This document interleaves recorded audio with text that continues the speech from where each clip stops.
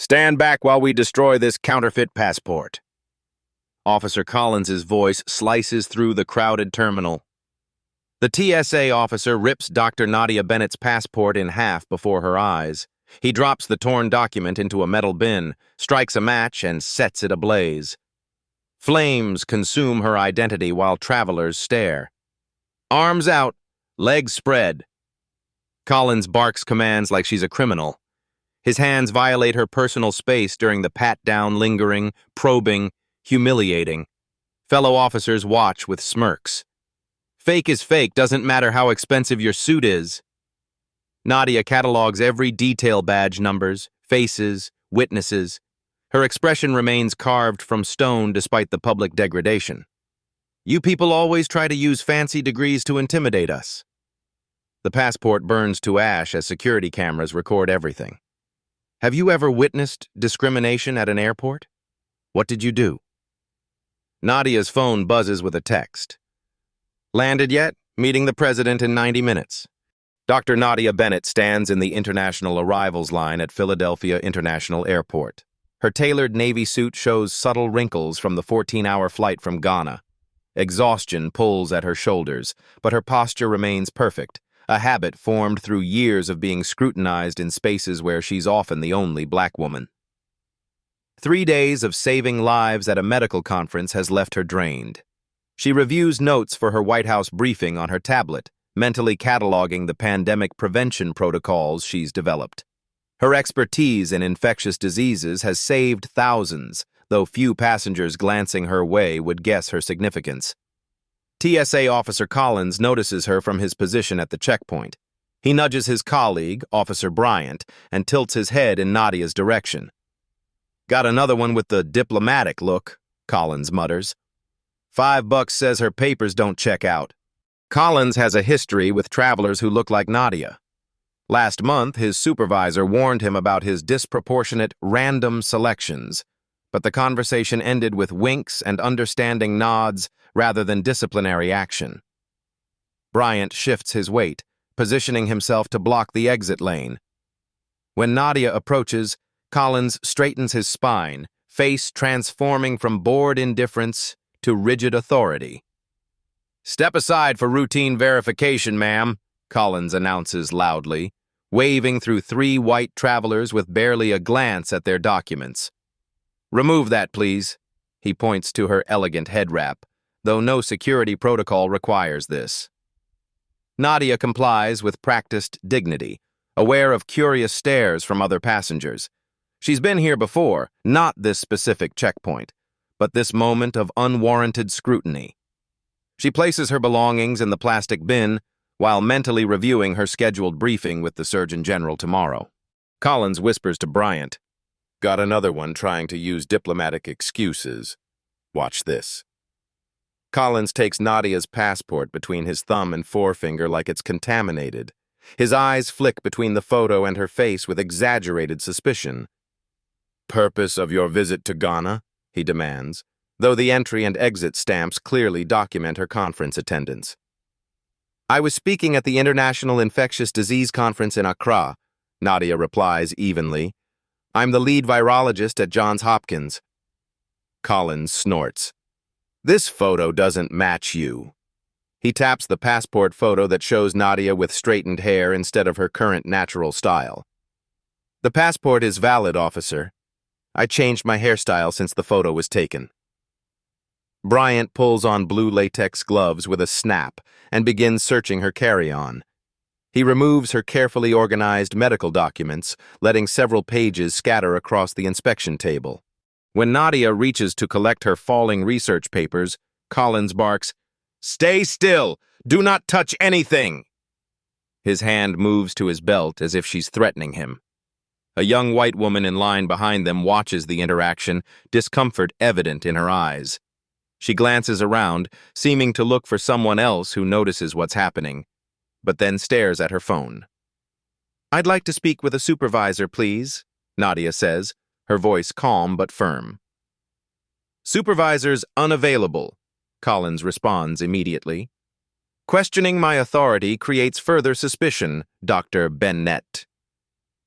He deliberately mispronounces her name despite her previous correction. "It's Bennett," she states, "and I'm simply requesting appropriate procedure." "This is procedure for suspicious documentation," Collins says, voice rising. "We determine what's appropriate here." Bryant continues his inspection, handling her stethoscope and medical equipment with careless disregard for their precision instruments. He exchanges a look with Collins that communicates years of shared understanding about which travelers deserve respect and which don't. "These conference credentials could be fabricated," Collins announces, holding up her official medical badge. "We see this type of thing all the time." Security camera silently pivots toward the confrontation as Collins's radio crackles with a message he ignores. "Your passport shows inconsistent border crossing patterns," Collins declares, his authority unchallenged in this small kingdom of conveyor belts and body scanners. "That's a red flag for fraudulent documentation." He points to a spot on the floor directly beneath the brightest overhead light. "Remove your shoes." Nadia notices white travelers passing through the adjacent lane keep their footwear. She slips off her sensible heels while maintaining eye contact with Collins. Her Harvard law training taught her to document everything, file it away for later use. "We'll need a thorough search," Collins announces loudly enough for nearby passengers to hear. He signals to Bryant, who approaches with fresh gloves. Rather than directing her to a private screening area standard protocol for secondary inspections, Collins positions her in full view of the main concourse. Travelers slow their pace, some openly staring at the spectacle of a well-dressed professional woman being treated like a criminal. Bryant empties her suitcase completely. Her medical supplies, conference notes, and personal items scatter across the steel table. Her neatly packed belongings become a public display of intimate possessions. "Louis Vuitton luggage, Prada shoes," Collins comments, lifting each item with the tip of his pen. "Pretty expensive stuff. Where'd you get the money for all this?" The implication hangs in the air, toxic and familiar. He holds up her White House visitor badge between two fingers. "And this? Come on now." "That's an authorized security credential," Nadia says, her voice steady despite the heat rising in her chest. "Sure it is," Collins smirks. An older black woman in an airport custodial uniform pauses her cart nearby. Her eyes meet Nadia's, a flash of recognition, of shared experience across generations. The employee slowly reaches for her phone, angling it to capture the scene without drawing attention. Collins notices the movement. His head snaps toward the employee. "Hey! No recording in the security area." He strides toward her, hand outstretched. "Give me that phone, now." Airport Police Officer Diaz approaches, drawn by the escalating tension. His expression remains neutral as Collins quickly pivots. "This woman is being combative during a security screening," Collins explains preemptively. "Possible fraudulent documentation." Officer Diaz takes in the scene, the scattered belongings, the public spectacle, Nadia's composed demeanor. His eyes narrow slightly, but he doesn't intervene directly. Instead, he positions himself nearby, observing with calculated interest. Nadia's phone rings.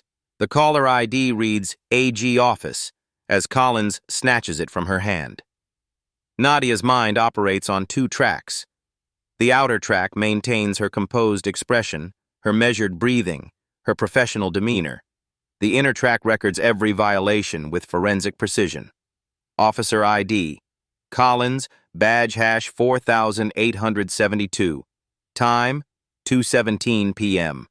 Witnesses, 14 passengers, 3 airline staff, 1 airport police officer.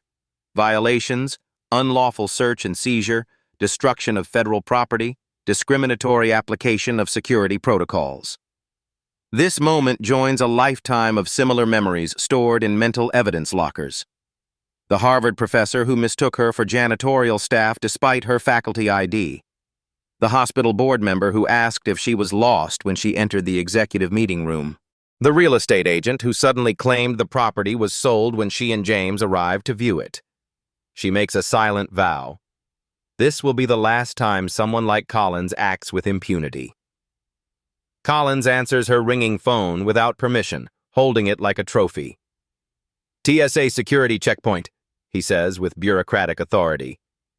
His expression changes hearing the voice on the other end, deep, authoritative, accustomed to being heated. "Dr. Bennett is being processed for security violations," Collins responds, defensive edge creeping into his voice. "We have protocols that must—" The voice cuts him off. Collins's neck reddens. "She'll be available when we complete our investigation," he states before hanging up. His eyes dart to Officer Diaz, then to his colleague Bryant, who has begun shuffling Nadia's belongings with increased nervousness. Collins approaches Nadia, voice lowered but intense. "Your friends can't help you here. This is federal jurisdiction." While Collins argues with a supervisor over his radio, Officer Diaz approaches Nadia with professional distance. "Ma'am, do you require medical assistance?"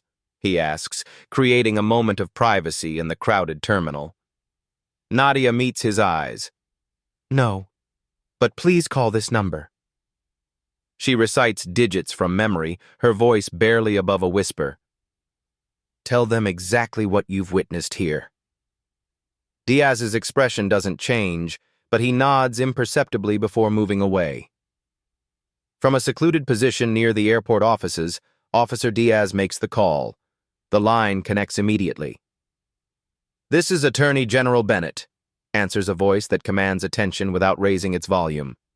"Sir, this is Airport Police Officer Miguel Diaz at Philadelphia International," he says, eyes scanning for observers.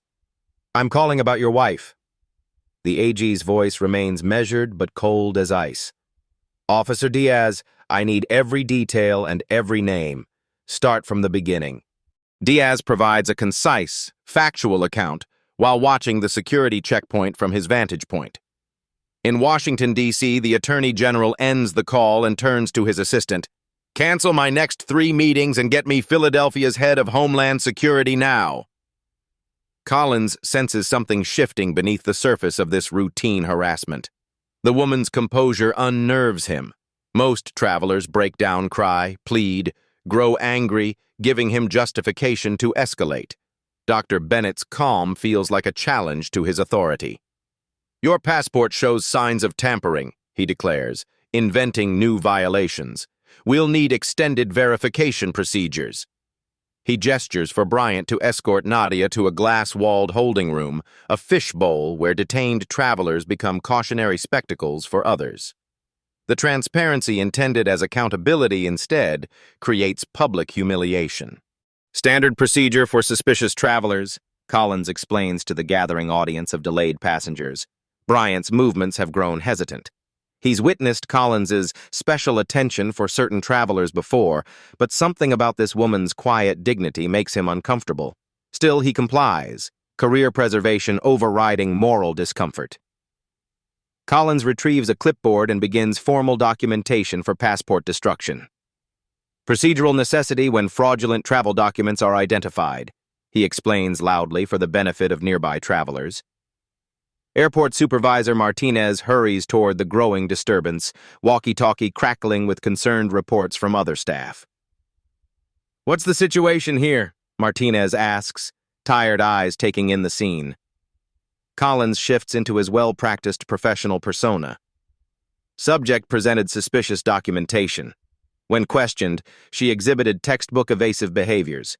Attempted to use academic credentials to intimidate officers. Possible flight risk. Martinez glances at Nadia, then at his watch. 6 more hours on shift, 4 incidents already requiring paperwork, and a staffing shortage in Terminal B. The path of least resistance beckons. "Proceed with verification protocols," Martinez sighs without directly addressing Nadia. "Just keep the disruption minimal." As Martinez retreats, the older airport employee who attempted to film earlier slips into the staff break room. She sends the video she managed to capture to both a local news contact and an email address at the Department of Justice, labeled "Urgent Civil Rights Violation in Progress." "May I have some water?" Nadia asks Collins. "And access to bathroom facilities?" "Security protocols during ongoing investigation restrict movement," Collins replies, satisfaction flickering across his face. Once we complete our assessment of your situation, basic accommodations can be considered. Nadia's continued composure irritates him like an itch he can't scratch. Collins' supervisor receives a call from airport management. There's something you need to know about the woman in holding room 3. Collins performs the passport burning ritual with theatrical flair. He wants observers to witness his power, to understand the consequences of challenging his authority. When we identify fraudulent documents, he announces to the small crowd that's gathered, they must be destroyed immediately. That's federal security protocol. He drops what remains of Nadia's passport into a metal trash bin positioned prominently in the security area. His movements are deliberate, designed for maximum visibility. He pours his remaining coffee over the document, watching brown liquid saturate the pages. The silver lighter appears in his hand with a practiced flick. The flame catches the coffee-soaked paper, sending acrid smoke curling toward the ceiling. Collins meets Nadia's eyes through the glass wall as her identity documents blacken and curl. Standard procedure for fraudulent documents, he declares loud enough for everyone to hear. Travelers exchange uncomfortable glances. The young white woman who witnessed the earlier confrontation now holds her phone at waist level, recording despite Officer Bryant's attempts to position himself to block her view. I'd like your full name and badge number for my records, please, Nadia states calmly through the glass partition. This simple request infuriates Collins. He's accustomed to collecting information, not providing it. The role reversal feels like insubordination. Interfering with security procedures is grounds for detainment, he snaps, knuckles whitening around his clipboard. You're already facing serious violations. I wouldn't add to the list. Officer Diaz returns to the main security area, positioning himself near the exit with a clear view of the holding room. His stance communicates readiness, attention focused entirely on the unfolding situation. Collins notices Diaz's presence and feels a flicker of paranoia. The power dynamics are shifting in ways he doesn't understand. He's losing control of the narrative. We need additional personnel, Collins mutters into his radio. Potential security situation developing in Checkpoint 4. Nadia watches as Bryant begins bagging her personal items, her medical research, her diplomatic credentials, her presentation materials, all labeled as evidence with handwritten tags. This constitutes illegal seizure of personal and professional property, she states clearly, ensuring her voice carries to nearby witnesses. I do not consent to this search or seizure. Collins laughs, the sound sharp and dismissive. Consent isn't relevant in matters of national security, ma'am. Through the terminal windows, a black SUV with government plates screeches to a halt at the departure curb. Airport Director Simmons rushes toward the security area, dress shoes clicking against polished floors. 2 senior staff members struggle to match his pace. His face bears the expression of a man who's just discovered a ticking bomb in his building. Collins sees the approaching officials and misinterprets their urgency as reinforcement. He straightens his uniform shirt, preparing to receive commendation for his vigilance. Sir, we've detained a traveler attempting to enter with fraudulent documentation, Collins begins as Simmons approaches. I've already implemented Level 3 protocols and... Simmons brushes past Collins without acknowledgement, eyes fixed on the glass holding room and the woman inside. Bryant, more perceptive than his colleague, recognizes the shift in atmosphere. He begins gathering Nadia's scattered belongings with sudden care, arranging them neatly in her suitcase. His movements communicate a desperate attempt to distance himself from what's happening. You'll need to sign these forms, Collins tells Nadia through the glass partition, oblivious to the changing tide. We're transferring you to a federal facility for extensive questioning. He slides paperwork under the glass. Homeland Security has entire departments dedicated to document fraud. They'll want to know where you obtained such sophisticated forgeries. The growing crowd of travelers shows visible discomfort. A businessman in a charcoal suit speaks up. This doesn't seem right. She asked for a supervisor 20 minutes ago. Others nod in agreement. Phones continue recording the scene from multiple angles. TSA Supervisor Wallace finally arrives, immediately assessing the situation with alarm.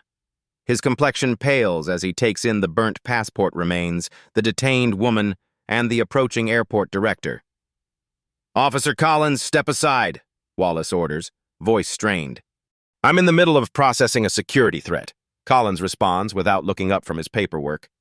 "My investigation is ongoing." Wallace checks his phone 6 missed calls, 4 text messages, all marked urgent. The most recent simply reads, "AG arriving now, damage control." Would you have recorded this incident or stepped in to help? Nadia observes the power dynamics shifting around her.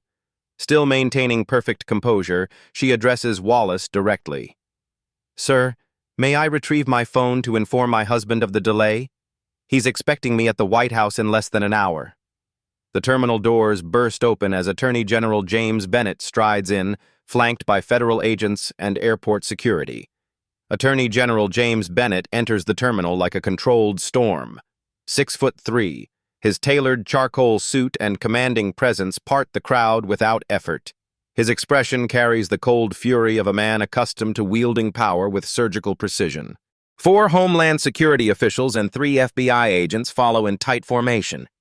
Their synchronized movements speak of extensive training and absolute loyalty to the man leading them. Collins remains oblivious, still shuffling papers with bureaucratic self-importance. He doesn't look up until Wallace frantically whispers in his ear, "That's Attorney General Bennett heading this way with federal agents." The color drains from Collins's face as he connects the dots. He looks from Wallace to Nadia, then to the approaching federal contingent. His Adam's apple bobs as he swallows hard. Bryant immediately steps away from the holding room, hands raised slightly in a universal gesture of surrender and non-involvement. "I was just following orders," his posture seems to say. James reaches the security checkpoint, badge already extended though everyone present knows exactly who he is. He moves directly to the holding room where Nadia stands. Their eyes meet through the glass, a silent communication born from years of partnership. He touches the glass briefly with his palm, then transforms fully into his professional role, shoulders squaring as he turns to face the TSA officers. "Identify yourselves," he commands, voice carrying the weight of federal authority. Every officer present immediately produces identification. "I'm Attorney General James Bennett. My office has received reports of civil rights violations occurring at this security checkpoint." His words fall precise as hammer blows. "Open this door immediately." Wallace fumbles with the electronic lock, hands trembling as he swipes his keycard. Collins steps forward with a last desperate attempt at control. "Sir, we were following security protocols for suspicious documentation. The subject presented a passport with irregularities that—" James cuts him off with a raised hand. "I wrote half those protocols during my Senate tenure, Officer Collins. I know exactly what they permit and what they don't." He produces a slim leather folder from his inner pocket and opens it to reveal a backup copy of Nadia's diplomatic passport. He holds it beside Collins's incident report, watching the officer's expression crumble.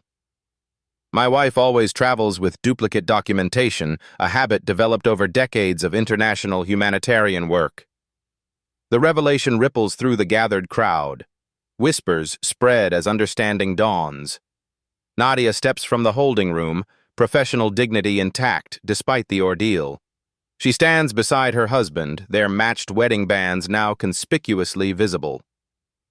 "I am Dr. Nadia Bennett, Presidential Advisor on Global Health Security," she states for the record, voice carrying to every corner of the suddenly silent terminal.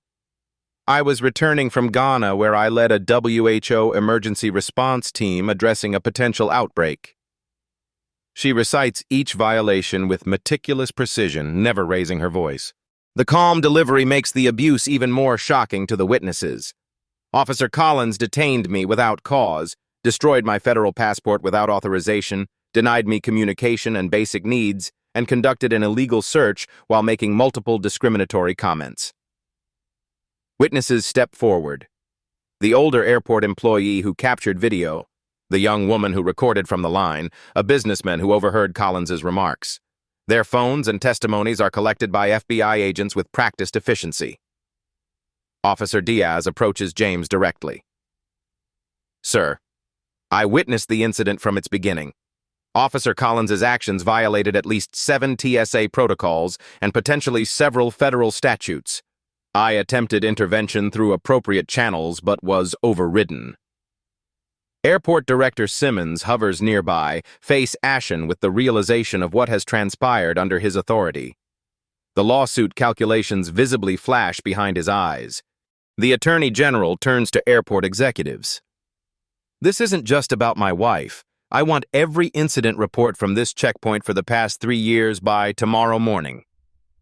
Airport Director Simmons stands before a hastily assembled press conference, sweat beading along his hairline despite the aggressive air conditioning. Camera lights create harsh shadows across his face. Philadelphia International Airport extends our sincerest apologies to Dr. Nadia Bennett for the inexcusable treatment she experienced today, he reads from prepared remarks.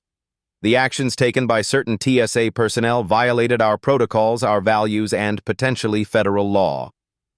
Behind the scenes, airport executives huddle with legal counsel in emergency sessions. Risk management teams calculate potential damages, while PR specialists craft crisis responses. Homeland Security officials establish a command center in a repurposed conference room. Statements are taken from every witness, digital evidence collected and cataloged. Collins and Bryant are immediately suspended, credentials confiscated, escorted from the premises by security personnel who once took orders from them. Attorney General James Bennett stands in the terminal's administrative offices, jacket removed, sleeves rolled up. He speaks with the measured precision of a man who has argued before the Supreme Court 9 times and won 7. What happened to my wife today wasn't an isolated incident, he tells the assembled airport board members. It represents a systemic failure of oversight, training, and accountability. He activates the speakerphone on the conference table. Mr. President, I'm here with the Philadelphia Airport leadership. I believe you wanted to address them directly. The president's voice fills the room, carrying the full weight of executive authority. Board members straighten instinctively.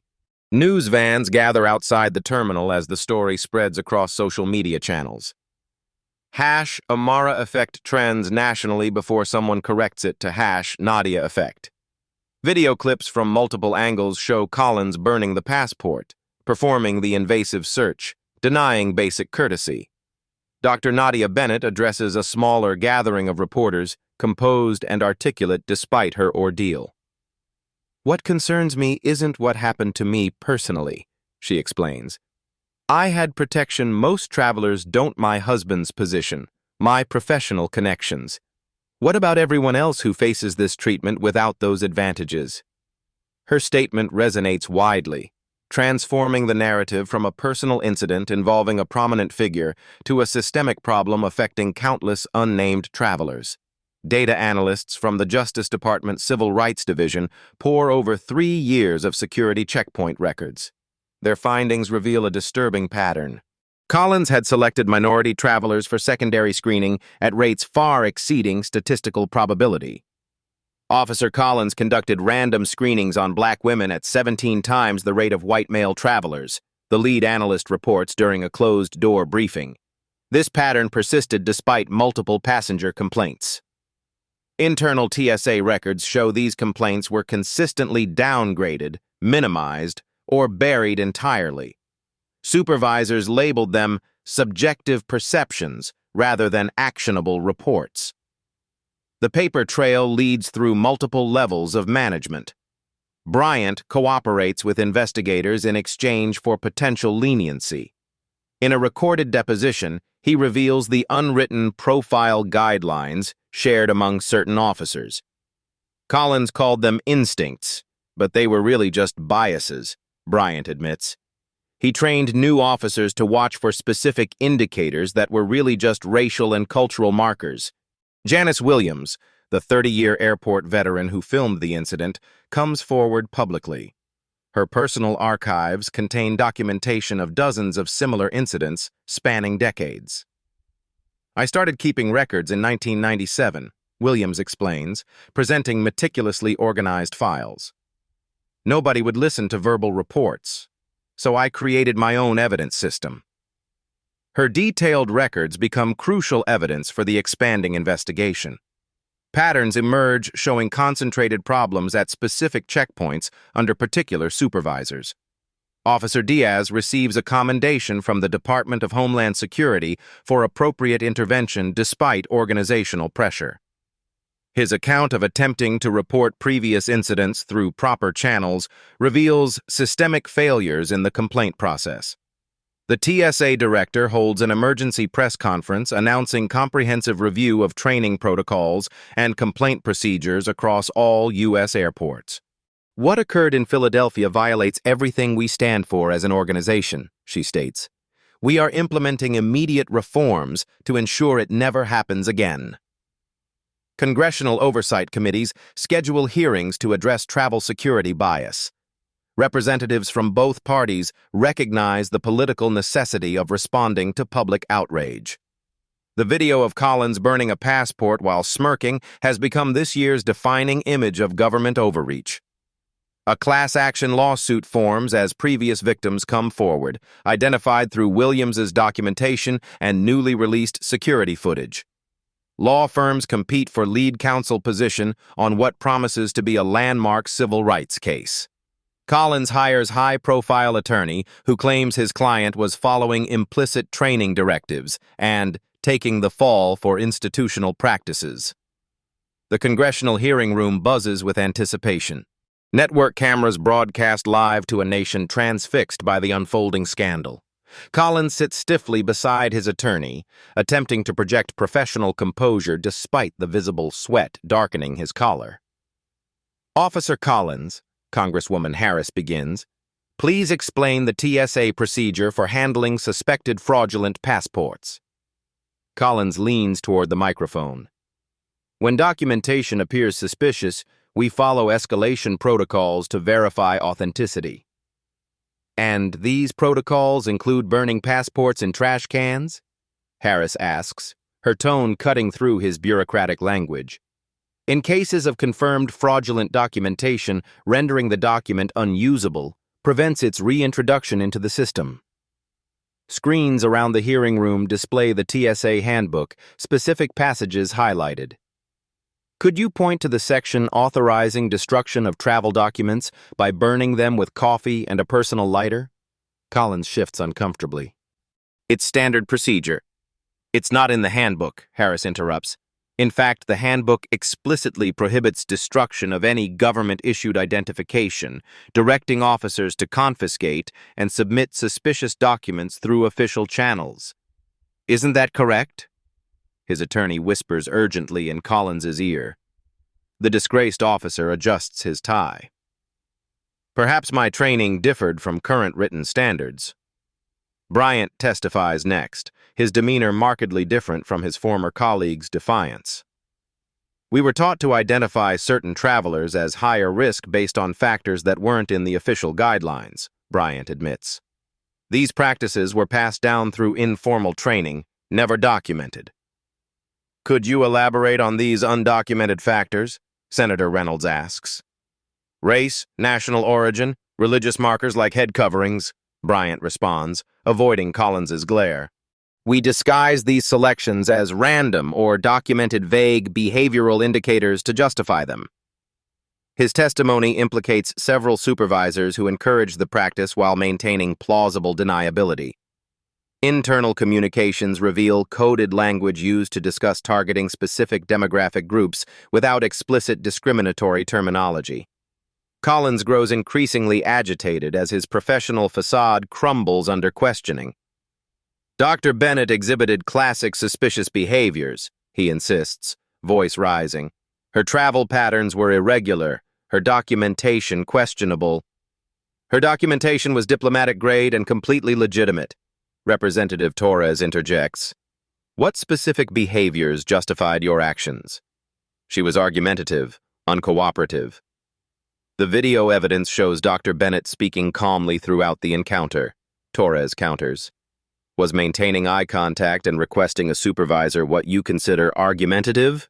Collins's composure fractures. These people come through thinking rules don't apply to them. These people, Torres repeats, letting the phrase hang in the air. Collins realizes his error too late. The room falls silent as his underlying attitudes surface through this unguarded moment. Supervisor Wallace testifies about institutional pressures that prioritized processing speed over proper procedure review. We were evaluated on throughput metrics, Wallace explains. Officers who processed travelers quickly received favorable reviews, regardless of methodology. And did this create incentives to overlook civil rights concerns? Senator Blackwell asks. Yes, Wallace admits. I dismissed previous complaints against Officer Collins because replacing him would have disrupted staffing levels. I prioritized operational efficiency over addressing pattern complaints. Attorney General James Bennett presents the Justice Department's comprehensive investigation findings. Charts display statistical anomalies in screening patterns across multiple airports. Video compilations show similar incidents targeting minority travelers. Dr. Nadia Bennett's testimony provides the hearing's most powerful moment. She speaks with clinical precision about the psychological impact of discriminatory treatment. The trauma isn't just in that single moment of humiliation, she explains, her medical expertise lending additional weight to her words.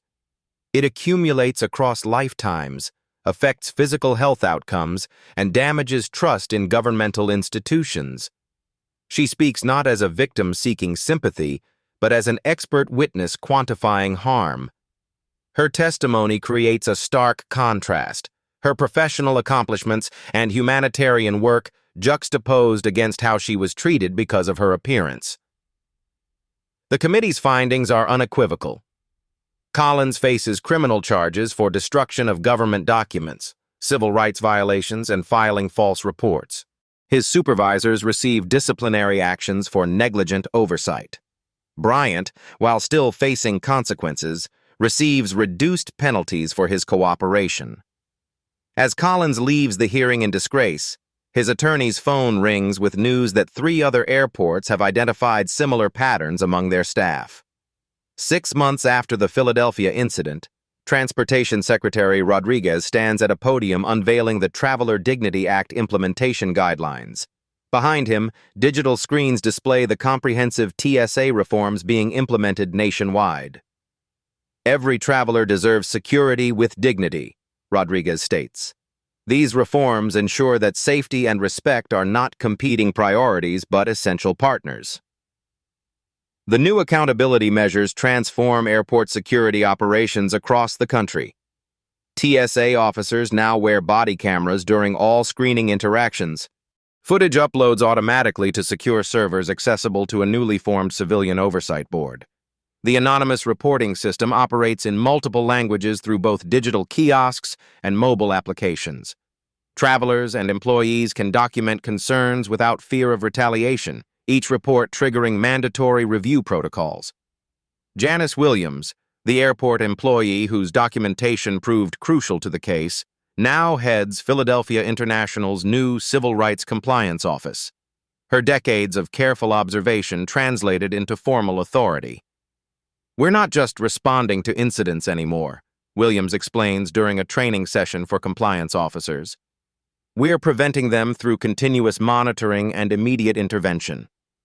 Her team analyzes screening patterns daily, identifying statistical anomalies that might indicate bias. Officers whose selection patterns show demographic disproportions receive immediate review and retraining. Officer Diaz, promoted to the TSA's training division, develops intervention strategies for officers witnessing potential misconduct. The bystander effect is powerful, Diaz tells a class of new officers, Collins's infamous video playing on the screen behind him. Your responsibility isn't just following protocol yourself, but ensuring everyone around you does too. The training emphasizes the shield or report mandate. Officers must either intervene to protect travelers' rights or formally document violations they witness. Failure to do either now constitutes grounds for termination. Statistical monitoring systems track officer interactions across all security checkpoints. Algorithm-driven analysis flags patterns invisible to human observation, subtle biases in secondary screening selections, disparities in processing times based on traveler demographics, inconsistent application of protocols. Regular blind testing through undercover travelers ensures compliance without announcement or warning.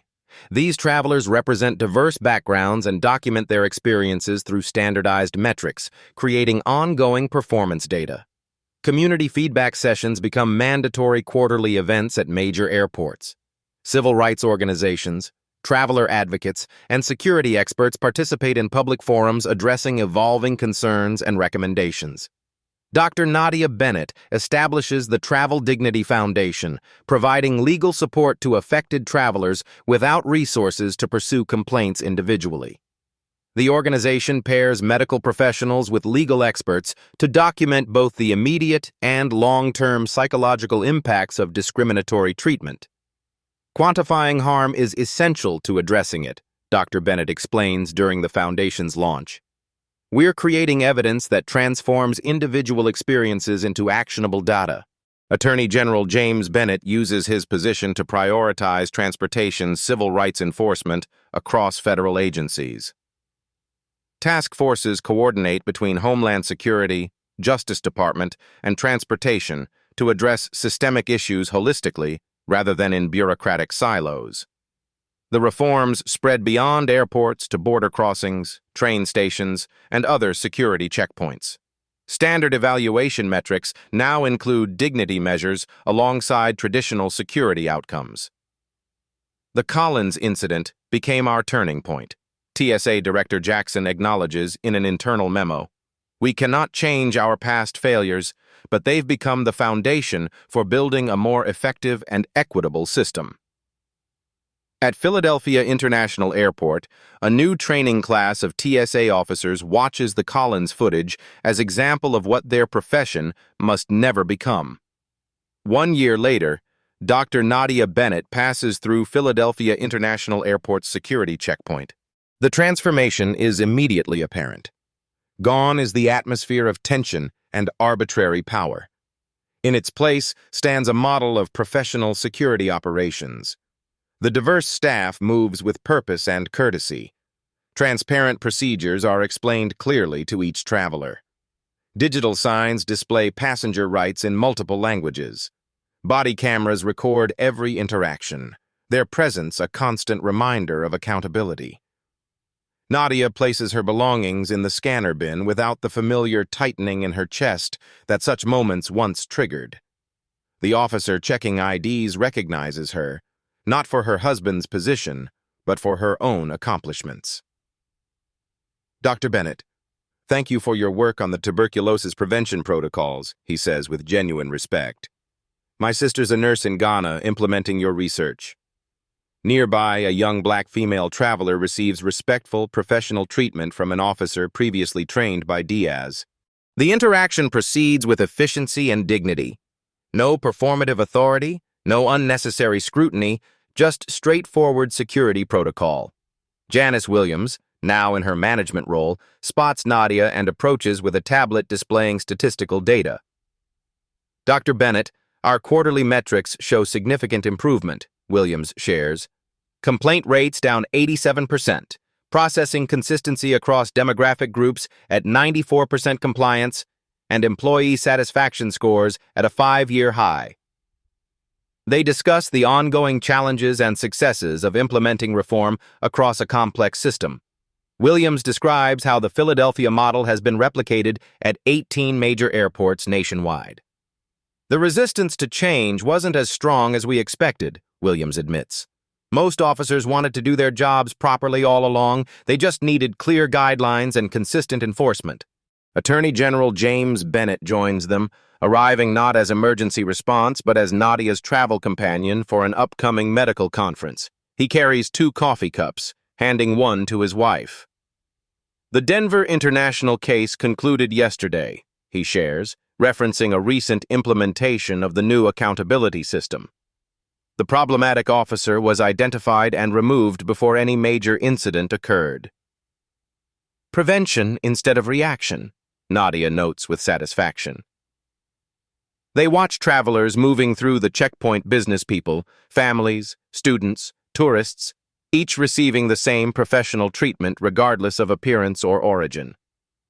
Nadia reflects on her decision to pursue systemic change rather than personal vengeance.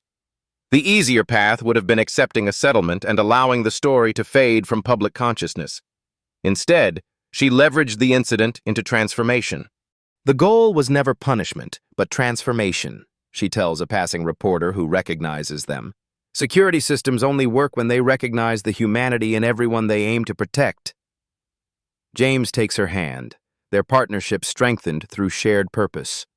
What began as a traumatic incident evolved into a mission that aligned their professional expertise toward a common goal. "Ready for your keynote?" he asks as they walk toward their gate. "Always," she smiles, "though I suspect my security experiences will generate as many questions as my medical research."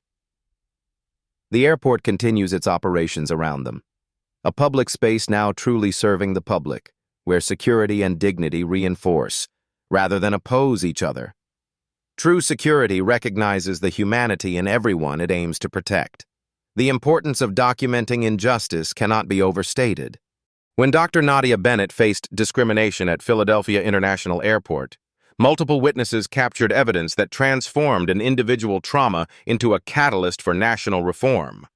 Not everyone walks through airports with the protection of powerful connections or prestigious titles. Most travelers facing discriminatory treatment lack direct access to the Attorney General or media platforms to amplify their experiences. Community vigilance becomes their only shield against abuse of authority. The footage recorded by everyday travelers proved more powerful than any official testimony, civil rights attorney Leticia Ramirez explains. These impromptu documentarians created undeniable evidence that couldn't be dismissed as subjective perception. Since its founding, the Travel Dignity Foundation has assisted 347 travelers in pursuing justice and emotional recovery. Their cases span 42 airports across the country, revealing patterns that might otherwise have remained invisible to oversight systems. The Foundation's success statistics demonstrate measurable improvements nationwide. Secondary screening selection disparities have decreased by 64% at participating airports. Complaint resolution timeframes shortened from an average of 143 days to 17 days. Officer retraining programs show 91% effectiveness in correcting problematic behavior patterns. "We're seeing a cultural shift within security organizations," explains Dr. Martin Chen, the Foundation's Psychological Impact Assessment Director. "When accountability becomes consistent, behavior changes permanently rather than temporarily." Brief testimonials from travelers who benefited from new protections appear on screens throughout the terminal. "I was always anxious traveling with my hijab," shares Fatima Khoury, a medical student. "Now I feel the system protects rather than targets me." "As a black businessman who flies weekly, the difference is night and day," reports Terrence Washington, a technology executive. "I'm no longer automatically diverted for random checks at every airport." Attorney General James Bennett continues pushing legislative reforms addressing broader discrimination issues beyond transportation. His Justice Department initiatives now target discriminatory practices in housing, lending, and employment through similar data-driven approaches. His current focus, working with congressional allies to pass the Equal Treatment in Public Services Act, would extend the successful transportation model to all federal agencies interacting with the public. The principles remain consistent across contexts, Bennett explains. Clear standards, transparent accountability, and consequences for violations. The final scene reveals Dr. Nadia Bennett mentoring young women pursuing careers in medicine and public health at Johns Hopkins. The glass-walled classroom overlooks the hospital where her viral containment protocols have become the international standard. "Systems only change when we refuse to let injustice remain comfortable," she tells her students. "Your expertise gives you power, but how you use that power determines your legacy." Did this story of justice and systemic change move you? This is just one of many powerful narratives we bring to light at Beat Stories, where we transform real-world injustices into compelling accounts that demand attention and action. Every week, we deliver stories that expose discrimination, celebrate resilience, and show how individual courage can transform broken systems. Our community doesn't just consume content. We discuss, support, and mobilize around the issues that matter. Hit that subscribe button now to join thousands of viewers committed to making a difference. Your engagement helps us continue our mission of turning uncomfortable truths into powerful catalysts for change. Like this video to help it reach more viewers who need to see what happens when we hold power accountable. Share it with someone who needs this reminder that one person's stand can transform an entire system. Beat Stories, where truth breaks through. You've seen the story. Now what will you do with it? At Beat Stories, we believe reflection is good, but action is better. Subscribe, share, speak, because awareness is only the first step.